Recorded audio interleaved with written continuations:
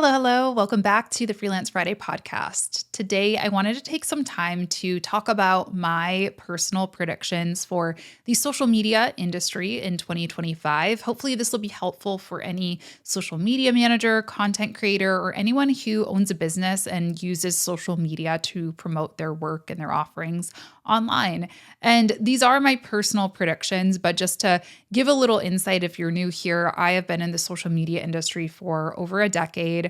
I report on news and updates for each of the social media platforms every single month, and I've managed a wide range of social media profiles from big businesses to startups to personal brands to individuals to my own content. So I've done some time in this industry, and let's just chat about some of the changes that I see coming up for the year ahead. First up, we can't really talk about predictions without talking about AI. We are in the age of AI, and I don't see that slowing down anytime soon. In 2024, we saw additions to platforms like Meta, for example, introducing their search AI feature.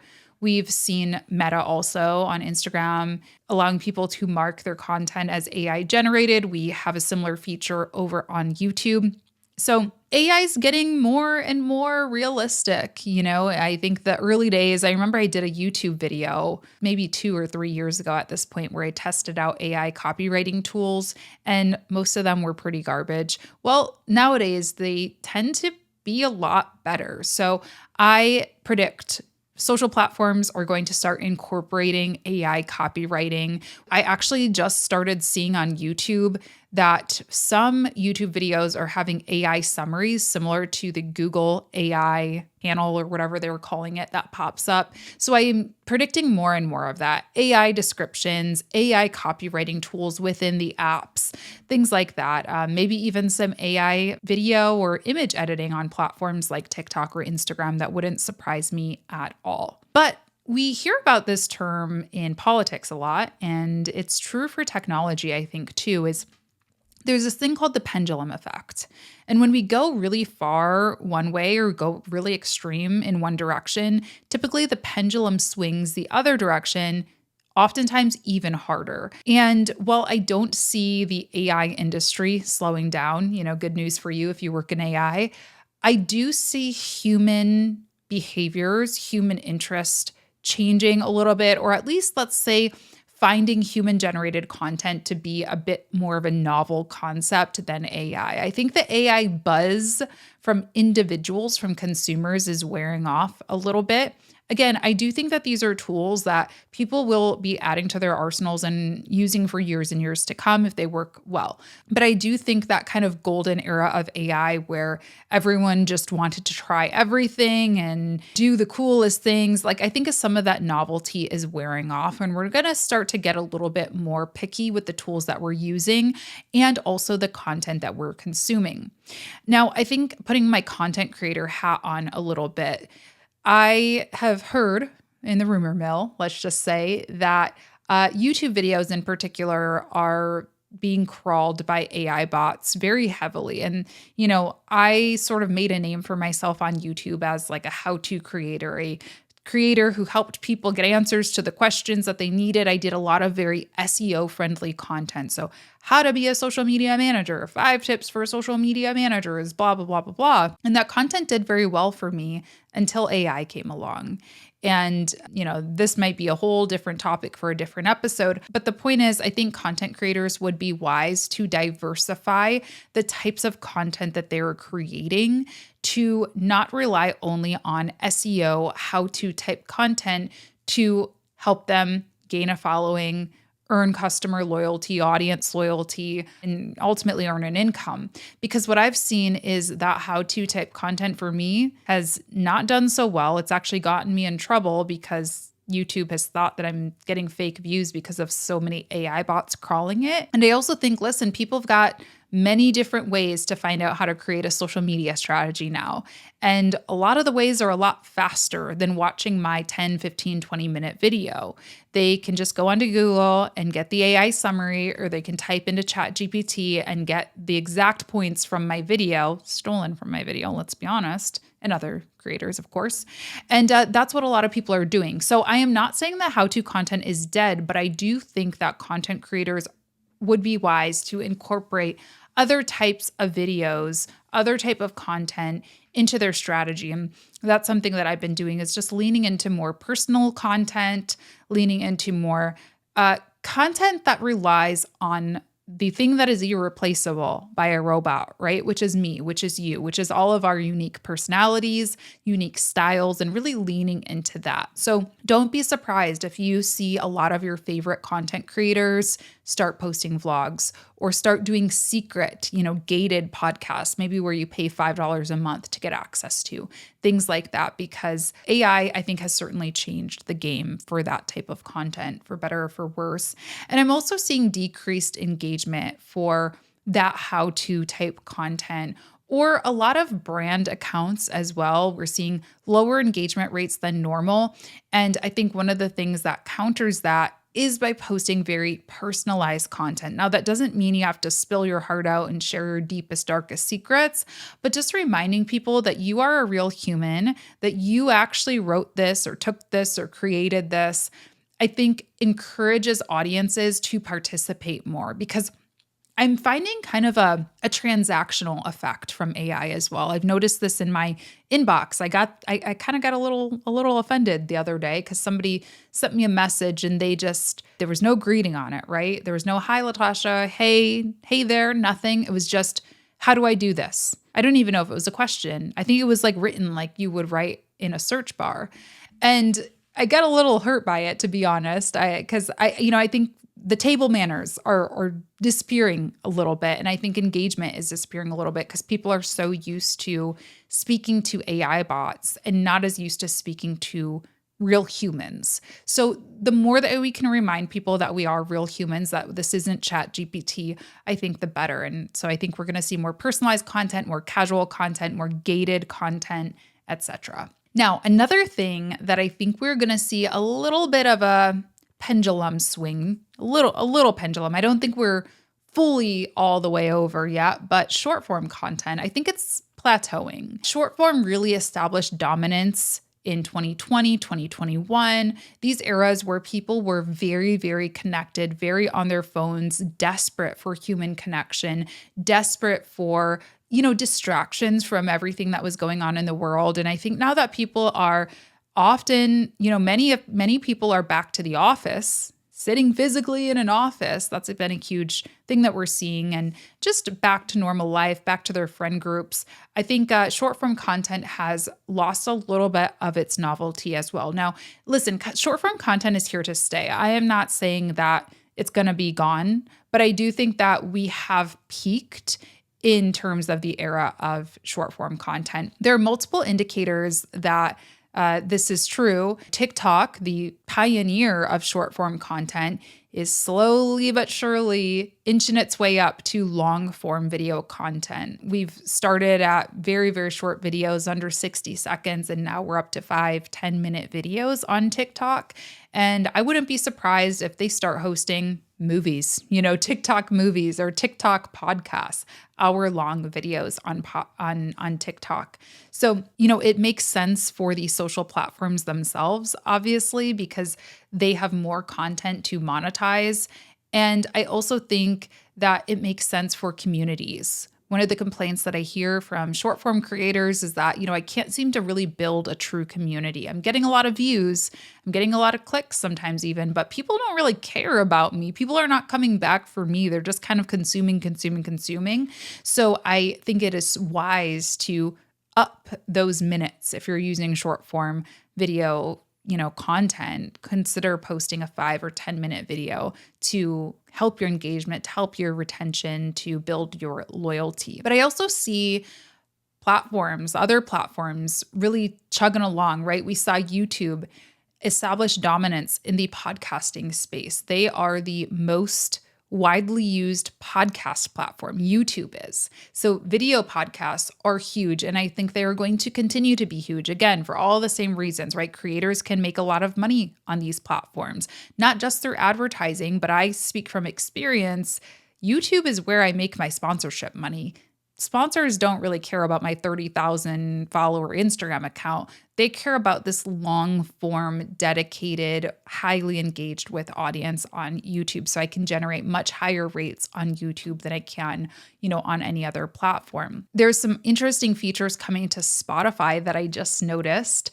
Spotify is actually allowing you to now post short form clips to accompany your long form episodes. And I'm seeing that they are very much looking to invest in video on Spotify. I think, this is my prediction, Spotify really wants to become a YouTube competitor. And they're wise to do so because, again, as we saw, YouTube took dominance of podcast consumption methods. So Spotify is coming in right behind them. I'm also seeing different types of content, though, not just video.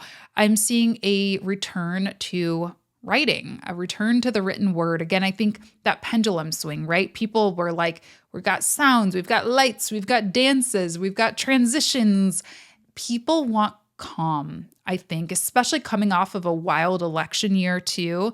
I think, a lot of people just want to listen to a podcast or read a simple article, open up their newsletter, their inbox and read a newsletter. We're seeing platforms like Threads continue to chug along, gain more and more users. And we're even seeing platforms like Blue Sky coming back into the news where journalists and politicos are really finding a home there. So I'm continuing to see that. Something else I think is huge when it comes to the written word is newsletters. I mentioned that briefly, but platforms like Substack, there's one that I just heard of recently called Ghost. There's another one called Beehive, which is specifically kind of aimed at content creators. I see a huge return to this. Think about Blogspot back in the day when you had your blog roll that you would read every morning. I'm seeing these newsletter platforms kind of be the new version of that. So if you are a content creator, think about starting a newsletter. It's really easier than ever, especially on one of these platforms that is really created for creators who might not want to mess around with a complicated email list or anything like that. Just sign up for Substack free and send out an email to your audience. And as we all know, this is highly important because social media platforms are volatile. They've never been more volatile, if we're being honest. So having your audience on an email list is going to be extremely valuable in the months and years ahead. Another big prediction that I have is in-app search and just SEO in general on social media, I think is going to become more and more important. We really relied on algorithmic content for a long time on platforms like TikTok, right? TikTok has this algorithm that everyone talks about it and they're like, it's like it reads my mind, it's like it knows me better than I know myself. And certainly those algorithms aren't going away, but I do see an emphasis on search, both informing the algorithm and just sort of replacing Google or digging in at Google's dominance on search.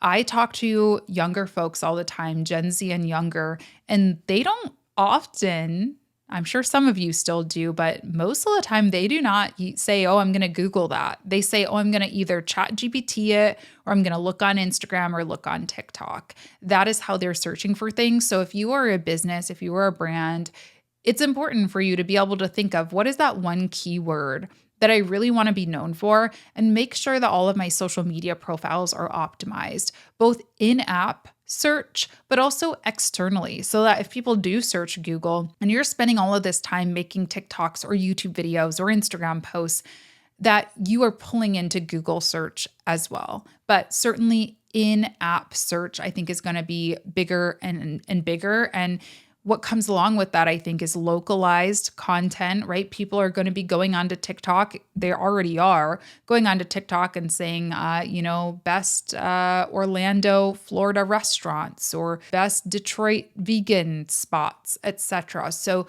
localized content, I think, is going to be huge. So if you have a local business, make sure that you are making it clear where you are in the world, because I see this definitely digging in at Google My Business and some of the other forms of traditional search. I want to do a quick rapid fire before going over to Reddit because I found a post and I just wanted to share a couple of other people's predictions that really got my wheels turning a lot. But first, I want to do a quick little rapid fire for the social media platforms, or at least some of the ones that we tend to talk about the most, and just give like my quick takes on what I think is going to happen for them in 2025. First off, for Meta, Threads. I think Threads is going to be their big investment. We know that advertisements are already coming to Threads. So that is really going to change the game, I think. And we'll see. I don't know if it's going to sink or swim, but I have a feeling it is going to really swim. It's going to be really good for Threads, the business. I don't know about the users, but for the business, I think it's going to make them a lot of money. And I think it's also going to be a fresh new advertising format for anyone who uses Meta ads. Facebook, Instagram, those advertisement methods work and they ebb and they flow, but Threads will be really interesting because we have a very highly engaged user base. They have let Threads kind of marinate for about a year and a half before they're going to start turning on the ability to offer ads, meaning people are very organically engaged. And so once we do start to see ads pop up, I bet they're going to be an effective advertising method. But I could be wrong. We could see. But yeah, I think Meta is really just going to continue focusing on Threads more than anything. I think Instagram, I don't really know about Instagram. I think it's seen its better days. I don't know how we come back from the state of Instagram now. And by no means am I saying get off Instagram. We're still seeing people be so successful on Instagram, but engagement rates are going to continue to plummet, I think. And I think it's going to kind of go the way of Facebook, which is it's one of those platforms that everybody has, that everybody looks for businesses on, etc. But we're not necessarily engaged. We're not necessarily loving it and going on it every single day like we once did. I predict a full implosion for X, to be honest with you. The US election saw another big hit for X. A lot of people threw up their hands and said, I don't want to be involved with anything that Elon is involved with. And he's just made some very questionable decisions over the past couple of years.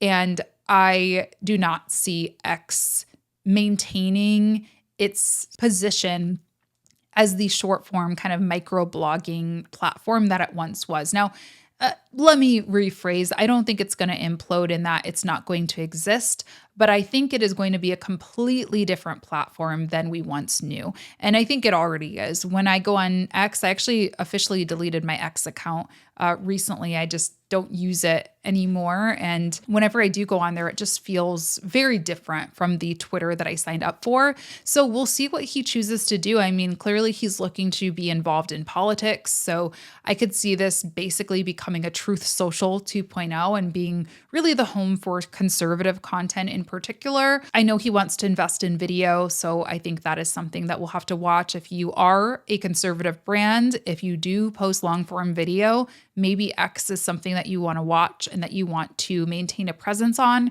I think for everybody else, I think it's just not the same anymore. TikTok, okay, here's my big prediction for TikTok is that it's not going to get banned.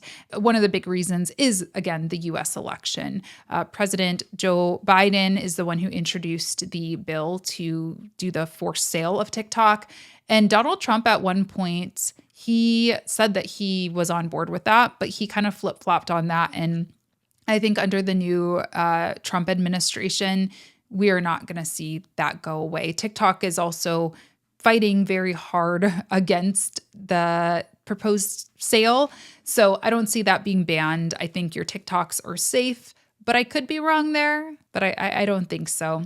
YouTube, we've seen them really look to capitalize on this creator economy. They don't want their content creators using Amazon affiliate links or using course platforms to host their educational content. They really want to become a hub for all of that content. So I see them continuing to invest in and expand the ability to host YouTube courses, YouTube memberships. We've got affiliate links on YouTube, which are already a thing. So seeing more and more engagement there. I think YouTube Shorts is going to continue to be something that they work on as well.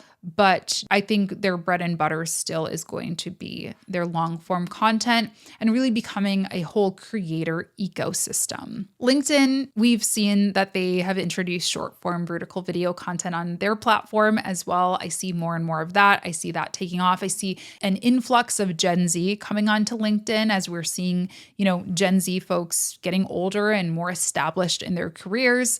They're going to be using LinkedIn more, and especially now that it's a little bit more of a friendly environment for them to create in a format that they're a little bit more used to. I see that kind of demographic of LinkedIn shifting a little bit. Traditionally, LinkedIn has been, the place to go if you want to reach older established career people. But I'm seeing a lot more younger people on there, which is pretty cool. And I do think that LinkedIn is really looking to become sort of this influencer hub, which I know sounds kind of weird. I know a lot of people are, again, kind of afraid of LinkedIn. They're like, what do I even do on here? But, they want creators on their platform. They're introducing these new features like video, like newsletters, like articles, like all of these different things to be more attractive to content creators. So I would not be surprised if you start seeing more sponsored posts on your LinkedIn feed, if you start seeing more collaborations type features, and it really just continuing to become a content hub and an influencer hub. Okay, I want to go over to Reddit. Like I said, I found a very interesting post. I am a Redditor, you guys. I still have not created a public Reddit, and I'm wondering if I should. I'm scared. This is a 2025. This was actually from 2 months ago. Somebody posted on r/social media, what are the trends and predictions for 2025? And I just want to read a couple of responses that I found to be really insightful. Basically echoing what I said earlier, genuine quality human created content is going to stand out like a sore thumb in a good way. Somebody else said that there's a lot of hype surrounding AI and generative content, but the more of that content exists, the more audiences will seek out authentic experiences. Another person saying, I feel there will be an anti-AI trend in 2025. You'll see corporate social media managers, PR teams, and corporate funded entities use it and abuse it and become the hollow social media pages of the year as everyone quietly stops interacting with the inauthenticity.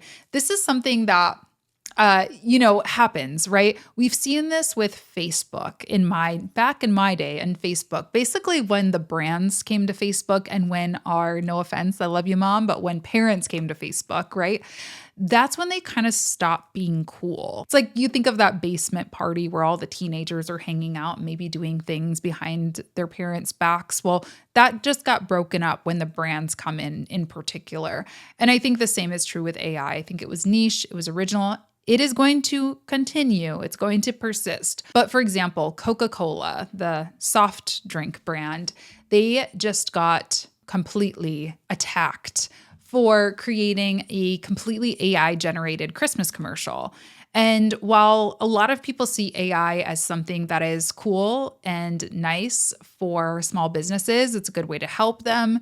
When we're seeing these large companies kind of, maybe exploit it or choose to not hire real people when they could have, I think people really take offense to that. They don't like that. So I definitely agree with that comment. The last one that I wanted to share, which this just made my head spin. I didn't even think about this, but I 100% agree with this person. They said definitely more platform integrated use of AI. Right now, they're rolling it out in the search bar like we talked about, but I suspect they will look for more ways to implement it into the feed. I'm assuming the AI will study each user's individual preferences and begin to create, summarize, and curate content in the feed on its own for the individual, which will maximize user time on the platform and increase revenue. Sometime in late 2025, I'm expecting the AI integration and the timeline feeds to be through the platform's own AI-generated videos as well.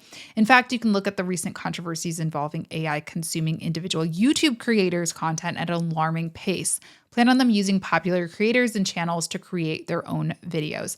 This made my head spin, and I totally agree, and it terrifies me. But again, it just goes back to the point I was making earlier. Essentially, what they're saying is hypothetically, they're predicting that Meta, Instagram, might have a social media news AI bot, for example. Maybe you don't even really realize it's AI, but they are doing exactly what I'm doing. They're sharing social media tips or whatever it is that you like, fashion, luxury, handbags, makeup. Now they don't have to even split money with creators anymore. It is just you go to Meta, you go to Instagram, and you get makeup tips, you get social media news, you get whatever it is that you want. So it's scary. It's quite dystopian in my opinion. But again, I think as creators, and business owners, anyone, we don't want to let this freak us out too much. Instead, what I want you to do is lean into what makes you, what makes you truly authentic. And there are many things that AI just simply can't do. One of those things is lived experience, and the other is personality and style. So making sure that the content you're creating really reflects those things, that you're teaching through experience, that you're showcasing your own personal style and personality. Those are things that are going to help you stand out, because I personally pretty actively avoid anything that is created by AI. Not, again, to be like boogeyman about it, but just because I could just read a book or, read a textbook or a dictionary. I don't know, go to Wikipedia if I wanted something kind of hollow and just purely factual. I follow creators because I like them at the end of the day. Yes, they help me. Yes, they teach me, but I also like them as people. So remember to lean into your humanity if you are creating content, because it might be the only thing that differentiates us in 2025 and beyond. Thanks so much for tuning in. Let me know what your predictions are for 2025. Really curious to know. I would love to hear from you down in the comments. Thank you so much for tuning in, and I will talk to you in my next episode. Bye.